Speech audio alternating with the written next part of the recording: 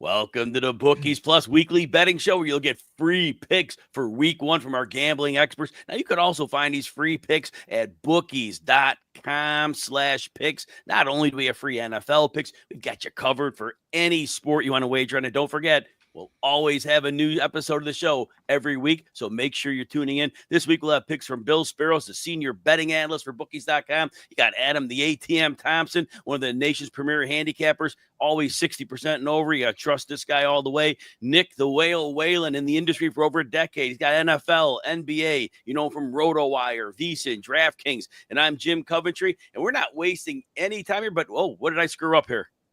Nothing. I'm just lauding your knowledge. Oh, yes, sir. Yes, sir. I saw Adam pointing up. I would get a little nervous there for a minute. We're doing a little Brady Bunch. We look up at you.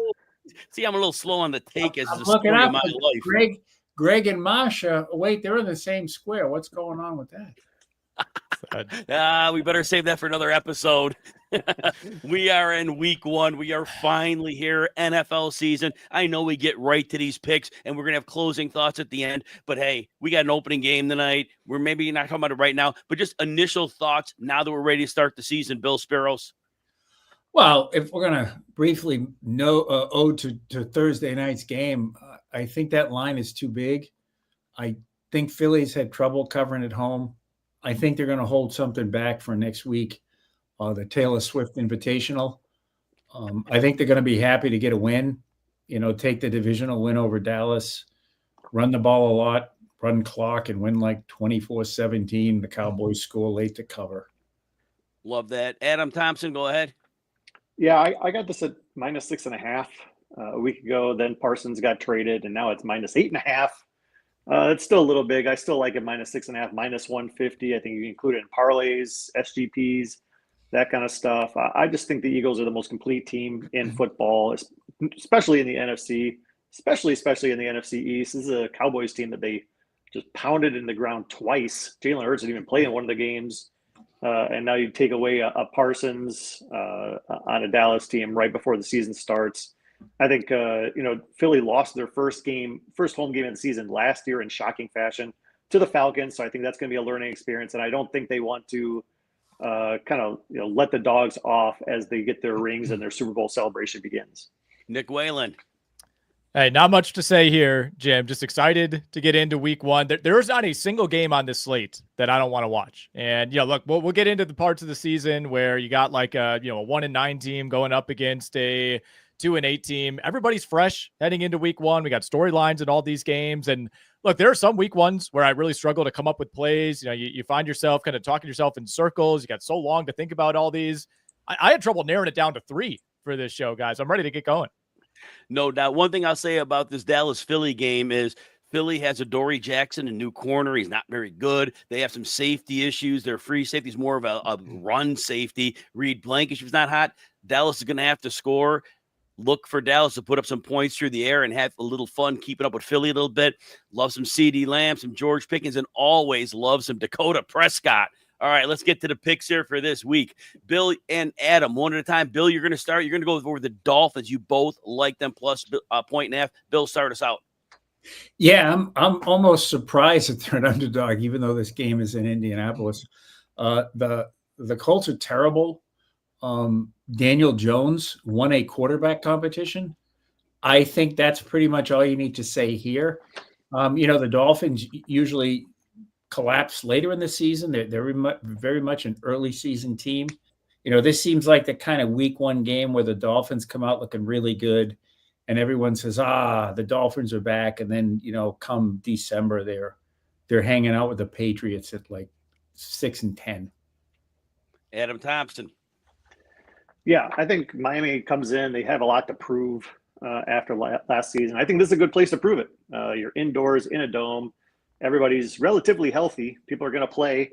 Those who were questionable early on are going to play. So Tyreek, Waddle, Tua, I think they're all due for a big game. Bradley Chubb is actually healthy too. He's going to be over there for Miami. The Colts, the last 17 years, 2-14-1 against the spread in week one. Oh. That is hilariously bad. I think that trend continues. I agree with Bill. I don't know how. I feel like the wrong team is favored in this one, so I will gladly take the points. You could even take the money line. I think they're going to win this game.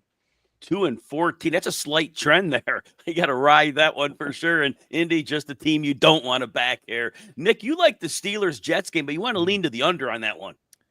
Well, first of all, Indy has not won a week 1 game since 2013, by the way. Throw the covers out the window. I mean, this is getting ridiculous. One of the kind of low-key, like, unbreakable records in sports. I don't know if we'll ever see a team do this again. Yeah, I like a lot of totals this week, guys. More totals than sides. But Steelers-Jets is one that stood out. It's the lowest number on the board by a good margin. Most totals hanging around the mid-40s this week. 38.5 is our number right now for Steelers-Jets. And there are some 37.5s out there as well. So if you do like this, lock it in now, because I don't think it's going any higher. This game is just going to be a slog. I don't see any way around it. You know, Pittsburgh, of course, very, very comfortable in these kind of scripts. You know, you could say the Jets are comfortable playing slog games, but I don't think they really do it on purpose. Whereas Pittsburgh, has been doing this for years. We have plenty of questions about the quarterbacks for both of these teams. The Jets, by the way, just lost their starting guard, Elijah Vera Tucker, yesterday to, I think it was a torn pectoral, torn tricep, something like that. So they're down arguably their best offensive lineman going up against a pretty good Steelers defense. And obviously we have the return of Aaron Rodgers to New York. You have Justin Fields going up against his old team. I don't think we feel great about either of these quarterbacks, but when you're facing your former team in week 1, you've had weeks to prepare for this game. I mean, the Steelers know everything they need to know about Justin Fields. The Jets know what they need to know about Aaron Rodgers. So I don't think we see a lot of offense here. I do like Pittsburgh, by the way, to win and cover this game on the road because I'm just that much lower on the Jets offense. I think this could look a lot like week 1 for the Steelers last year, guys. If we rewind all the way back to September 2024, they beat the Atlanta Falcons with Justin Fields. They won that game 18-10 with 6 field goals. Man, gotta love those kickers. All right, I like an over and under as well here. I'm going to start out with the Browns and Bengals, and I've been saying this for about 2 months now. Bet the over on the Bengals until the books figure out that these games are going to go into the 50s almost every single week. The Bengals may have got Trey Hendrickson back. They have literally nothing left. I get it. Al Golden's a new coach, and he might eventually get some of these younger players to figure some things out. That's not happening right now. And you might think about the Browns and say, Pshaw, and not so much. Joe Flacco can move the ball. He'll throw his pick or two, but that helps your over case. And he's got Jerry Jeudy and Cedric Tillman. He already has a connection with David Njoku from a couple of years back. And, of course, the Bengals, because this preseason, they finally had everybody healthy. They actually played their passing game players in the preseason. They're going to hit the ground running because they've learned in the past they can't lose these games in September. So this game is going to be full throttle. It's going to go over the over in the third quarter. I'm going to love taking that one. Next round, gentlemen. 3 of us are on the Cardinals. So we're going to go with Bill, Nick, and myself, and then we'll come back with Adam on a different game. Again, I can't get past the opposing quarterback. How in the world are Spencer Rattler and Daniel Jones starting NFL quarterbacks? And why hasn't Tom Brady come back from retirement? I mean, he could start over 15 quarterbacks in the NFL, and there are 2 of them right here that we're talking about right now. Joe Flacco, actually, that makes 3. I don't, NFL franchise with a quarterback, it's not good. And the Cardinals, they're another one. They're like the Dolphins. They're a huge tease every year. This is a perfect situation for them, in a similar setting, to work on what they want to work on, to stretch the field, for Kyler Murray to put on a show, Marvin Harrison Jr. to put on a show. And the Saints will be lucky to get a field goal. Nick Whalen. Bill said it well. This is not so much a vote of confidence in the Arizona Cardinals. I'm not kind of neutral on the Cardinals, I suppose, especially offensively this season. It's a team that poured a ton of resources, though, into the defensive side of the ball. First 2 draft picks, a bunch of free agent signings. It was already a defense, I thought, that overachieved relative to its personnel last season. And now I think this could be an actually legitimate good defense in the NFL this season. I mean, it's the softest landing spot, I think, for any team in week 1. The fact that you are going on the road here does worry me a little bit. Every year you get 1 or 2 of these wacky week 1 results. I don't see it. with the Saints. I mean, it's not just the quarterback, right? The rest of the roster is brutal. You know, I think it's the worst quarterback situation in the NFL. It might be the worst roster top to bottom in the NFL. And if we want to keep piling on Spencer Rattler, we certainly can. Started 6 games last season, guys. Went 0-6 straight up in those games, 1-5 against the spread. The Saints lost those games by 24, 23, 18, 34, 15, and 8. They averaged just over 12 points per game in Spencer Rattler starts last season. So I don't think Arizona even needs to play all that well. This isn't me coming out and saying that, all right, Marvin Harrison Jr. is going to go for 150 yards and 2 touchdowns. It's that, like Bill said, the Saints are going to struggle to get to 10 points in this game. And as long as Arizona could get to 20 to 24, I think that's more than enough to cover. Couple things I'll add. Jonathan Gannon is a really, really good defensive coach as the head coach for Arizona. He just hasn't had any talent on that roster in a while. There's talent there now. And I think this is going to be fun to watch. And like you guys said, with the Saints' limited quarterback, they're going to take advantage of it. Offensively, I want to point this out for Arizona facing New Orleans. New Orleans used to be a really good defense. They have lost talent every year, and they lost Dennis Allen, who was the architect, who always made that defense better than it was. With him gone, Arizona's going to put 2 and 3 tight ends that's out. They're going to go power run. I don't think New Orleans has the bodies to hold of that James Conner. Maybe it'll Trey Benson. They are just going to be able to grind this thing down, play with a lead, and that's when Rattler's going to be in real trouble when they're playing. That won't take long. So, yeah, the 3 of us are all on the Cardinals -6.5. Fortunately, this game is a home game for the Saints, or that'd be over that 7 number, and that'd be a problem, but there's a nice number. And we'll go back to Adam Thompson, who has a pick on the Cleveland Browns. The Brownies. And by the way, I love the Cardinals too. Spencer Rattler, that was free money last year, fading him. I think that's going to continue on to this year. I don't know why, he's the choice for week 1, unless the guy from Louisville is just absolutely awful. I guess we'll find out. But yes, speaking of awful, the Cleveland Browns will try to improve on their 2025. And I like them actually not to beat the Bengals. I like the Bengals. I think Joe Burrow's a legit MVP candidate. I think the Bengals are fringe playoff candidate. But I think the Browns, with that defense in week 1, at the dog pound, getting this many points, I think they can hang. I think that Cincy team is going to score, like Jim said. But I think the Browns can score too. I think neither offensive line is great. I don't think you're going to see a lot of great running, but the pass rushes are pretty one-player dimensional. They both have elite one guy that needs to come get you, and I think both these quarterbacks can exploit that a little bit. So I think it's going to go back and forth. I do think the Bengals win, but +5.5, I think that's an okay number. It might go up to +6 by Sunday. We'll wait and see on that, but I like the Browns to cover. I think the Bengals eke it out. As you said, Adam, that number might go up, but I'll tell you one thing, it's not going down. So you can wait this out till kickoff and see what you can get in terms of little extra points, but good call on that one. Round 3 for this round, we're going to go with Bill starting out with the Chiefs. Okay, this is when I try to outsmart myself, because like normally I would say, yeah, the Chiefs, they'll get this cover at 3, although it's 3 minus 115, 120. So, you might be paying a little bit of price there.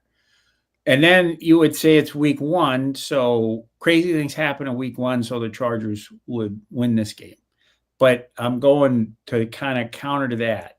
It's a double counter, because in week 1, Patrick Mahomes has thrown for 2,059 yards, 12 TDs, and just 2 picks.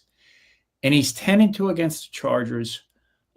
Now, he doesn't always cover against them, but this is a reasonable, sane line. Last year, the Chiefs were terrible on the line early because they were getting these ridiculous numbers, 7.5, 8.5, 9.5, and they're winning every game by 3 points because the Broncos would miss a field goal at the end.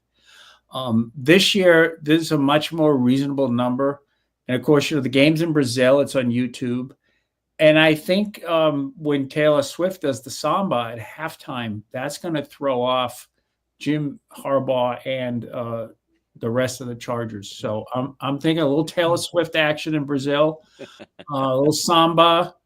She'll stick her head out the box when the Chargers are trying to drive and maybe tie it up or something. I think the Chiefs will get this cover. I think the whole world would feel a lot better at 2.5, but that's why they call it gambling. Well said. So we're going to move all the way over to Nick here because Adam and I have a similar pick we'll put together. So Nick, why don't you talk about the Lions game? Who you like against the Packers? Yeah, well, first, I think we've hit Bill Speros bingo already. We got a Taylor Swift mention. We got a Tom Brady mention. We started off with a Brady Bunch reference. Very topical. Very, very topical. We haven't gotten to Jordan Hudson and Belichick yet. But we will. We've got time. It's Still only a got matter of 5 minutes left. Yeah, so I'll talk a little bit more about Chiefs Chargers later. But yeah, I like the Lions here. 2.5 is the number if you want to grab points with the Detroit Lions. Obviously, you're walking into Lambeau Field. Packers have played well at home early in the season under Matt LaFleur, but the Lions have also been spectacular in their openers. Dan Campbell, undefeated, both against the spread and straight up in week 1. Jared Goff, 8-0 ATS in week 1 in his career. That, of course, dates back to his days with the Rams. I think we are just underrating this Detroit team a little bit. You kind of remember how poorly that defense played down the stretch. They're giving up points to everybody. Well, they were banged up. They were maybe the most injured team in the NFL. And, you bring back so much of that talent. Everybody's healthy to begin the season. And part of this is I have big questions about the Green Bay Packers, specifically the passing game for Green Bay. It sounds like Jaden Reed is going to play. He's also playing through a fracture in his foot. Dontavian Wicks has missed a ton of time in camp. Like you're kind of opening the season with Matthew Golden now, feeling like your default number 1 wide receiver. And we saw Adam, who follows the Packers as closely as anybody, he could vouch for this. Like the way the Packers played down the stretch to me, I don't think you can get away with that. You can't have Jordan Love throwing the ball 20 to 24 times. You can't expect to beat good teams where you need to keep up on the scoreboard, just pounding Josh Jacobs over and over. The other big hole for Green Bay is the secondary, right? Bringing in Micah Parsons, that's great. That kind of makes Rashawn Gary to be even more valuable because now you're asking him to kind of be the Robin to Parsons Batman. But that pass rush is going to have to get home because this is one of the worst cornerback groups in the NFL, in my opinion. You're going up against a really, really high-powered offense. Obviously, there could be some regression for the Lions post Ben Johnson. I understand that. This team was averaging over 33 points per game. Like, even if you bake in some regression, this is still probably a top 5 offense in the NFL. So I like the Detroit Lions to walk into Lambeau, beat the Packers for what would be the 6th time in their last 7 meetings. Adam Thompson, we both like the Denver Broncos -7.5. Why don't you kick us off here? Yeah, first off, I unfortunately agree with everything Nick said. I'm not gonna pick against the Packers, but I'm certainly not gonna pick them here. And in fact, all my numbers say Lions roll in that one. And you're right, Packers' top corner this year might be a 7th round draft pick from a year ago. Maybe that was a steal of a pick, but not enough to guard the Amon-Ra St. Browns and everybody else that's going to be out there for them. Speaking of not being able to guard anybody, Tennessee Titans going to Mile High. I really like Denver here. -7.5 is not a number you necessarily love, but it's not going down. And I think it's going to be fine. Cam Ward makes his debut. Number 1 overall picks making their debut as quarterback. Notoriously bad. And I think going to Mile High, taking on maybe the most aggressive defense in football is just a recipe for just total disaster for Tennessee. And that's okay. It's nowhere to go but up. Peyton Manning had a horrible first game too. And I think we can expect one here too. And Bo Nix, 8-0 against the spread as favorites in his short career. I think he goes to 9-0. I think this one's a cruising route for Bo Nix and company. Yeah, and I don't see Tennessee having much of a defense. Jeff Simmons is there. I'm not really impressed with much else they have. Realistically, that offensive line in Denver is going to be able to get downhill against them. And this year, Sean Payton actually has a running game. It's not last year. Javonte Williams and Jaleel McLaughlin. No, they upgraded. J.K. Dobbins, R.J. Harvey, so they can run the ball. They can pass the ball. I just don't see it slowing down. And one thing, the Mile High air. Second half, even fourth quarter, even if it were somewhat close, I could see Tennessee getting gassed in that one as well. That gets underrated. But in any case, like Adam said, this one could be one of those 37-6 games, and that wouldn't surprise me for a second. All right, we're going to round this thing up with some final thoughts. Bill Speros, what do you got for us? Well, this year, the American Gaming Association estimates $30 billion with a B dollars will be legally wagered. That's legally wagered on the NFL this season. That's an increase of about 8% from what their projection was last year. Missouri's going live on December 1st, so obviously that'll help. Also, bettors this year, you have legal trading markets. Polymarket just got approved to operate in the U.S. Kalshi took a $70 million in college football action last weekend. You can trade on these games on those sites, Kalshi, Robinhood, Polymarket. They're all legal in all 50 states still. There's a court case going on right now in Maryland. This is eventually going to go to the Supreme Court, much the way sports betting did.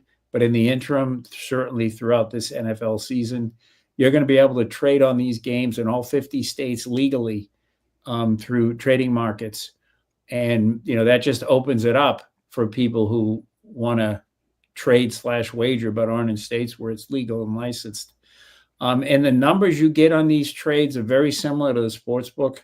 If you do the math, it's a slightly better vig, so to speak.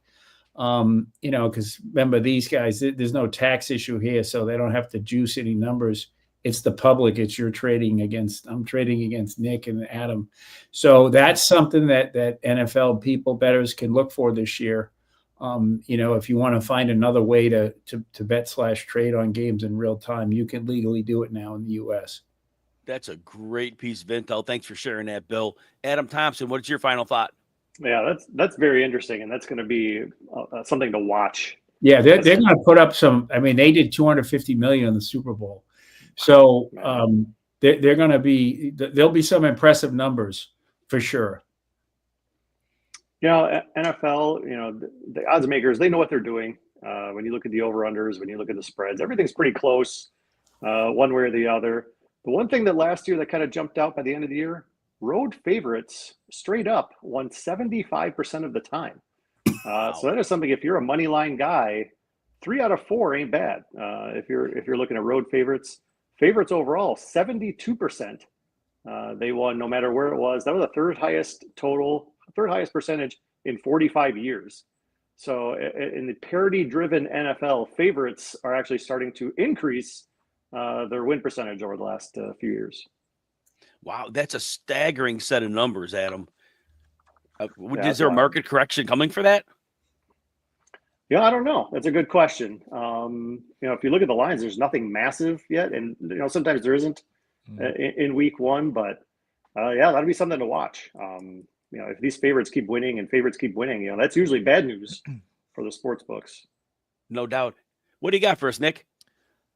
Well, first of all, I'm glad Bill brought up the predictions market stuff, because I think if you are a sports gambler, this is something you need to inform yourself about. I ironically was actually just reading up on this earlier this week and sending my friends all these screenshots last night. It's not just sports for these markets. You can, I don't know what the right term is. It's not bet. You can, I guess, purchase. Well, they want to, there's I didn't want to interrupt, but you did ask the question. Sure. It's trading, right? Trading. Because they're regulated by the Commodities Futures Trading Corporation. It's basically the same regulating body that would trade stock options, right, or cattle futures, or frozen concentrated orange juice or bacon, like in trading places. Mm. Yeah, trading futures contracts essentially. But you could trade contracts on how many cases of whooping cough there will be in the United States this year. You could trade futures on whether Jesus Christ will make his return in the year 2025. So it's open. It's open. It's really fun to explore. And on a semi-serious note, something that you definitely need to inform yourself on. I want to use my brief time here, guys, to pose a question to the group. Which big favorite this week do you think is most likely to lose outright? So your options are the Eagles, the Broncos, the Cardinals, the Commanders, or the Bengals. Go ahead, Bill. What do you think? Look, we were talking about this in the pre-air show. And the Bengals, man, they just do. I'm saying the Bengals. Okay, Adam, what do you think? Yeah, I mean, I'm already going with the Browns against the spread. I think that's going to be a close game. I just think defense can win games at times, and a turnover here, a turnover there from Burrow, and sometimes he got caught in that. I think Cleveland could take advantage, especially at home. I like that one. I think the Giants are sneaky too. That's mine. That's mine as I'm not. well. If I had to pick one, I'm going Cleveland. But I think the Giants have a real chance too. Yeah, and the Giants played Washington close twice last year, and defensively they bring in Abdul Carter. They've already had 3 other players in the front 7, and they gave Jaden Daniels some issues. But with 2 games of film on them from direct head-to-head competition, time to adjust. I don't think Cliff Kingsbury's going to have a whole lot in the bag of tricks, more than what he had last year. So I think they definitely put some pressure there. And McLaurin coming back from the long layoff, yeah, I mean, I can see the Giants getting sneaky. And remember, Washington has an old defense, and they really weren't very good last year. Nick, finish out your thought. Oh, that was my thought. I just wanted to pose a question to the group, and I'm glad we got some diversity. I'm with you guys, or I'm with you, Jim, that the Commanders to me are the most vulnerable. I know they're at home here, but it's one of those situations, kind of like Cincinnati too, where it's like everybody's wary of Cincinnati. Everybody's been saying, the Commanders are the big regression candidate, and I almost want to zag against it. But at the same time, I think what you laid out with the Giants, like if the Giants could just not fall behind by more than 7 points at any point in that game, they're one turnover away from flipping it. And remember, one thing both of our picks had in common: divisional games. And those divisional games, you never know what you're getting, even if you think you do. My last thought is real simple, and I say this every year. We're in week 1. There's a lot of things we need to learn about these teams. Is the Texans line going to hold up? Is Matthew Stafford's back going to hold up? There's all these different things that we've been thinking about all offseason. Some of these questions will get answered in week 1. Some will take 4 full weeks to answer, but we will have data this week. But this week, we're flying blind in a lot of different areas because there's a lot of things we created narratives for, but until we see these iterations of this team, we won't really know. So be careful when you're betting. Overconfidence in week 1 could be a real problem because I don't even think the coaches necessarily know what team they're going to trot out on the field. All right, everybody, this has been the Bookies Plus Weekly Gambling Show. Make sure you bookmark bookies.com/picks so you can check out our free picks on all sports all year long. Again, it's NFL, other sports. For the team here, everybody, good luck in week 1.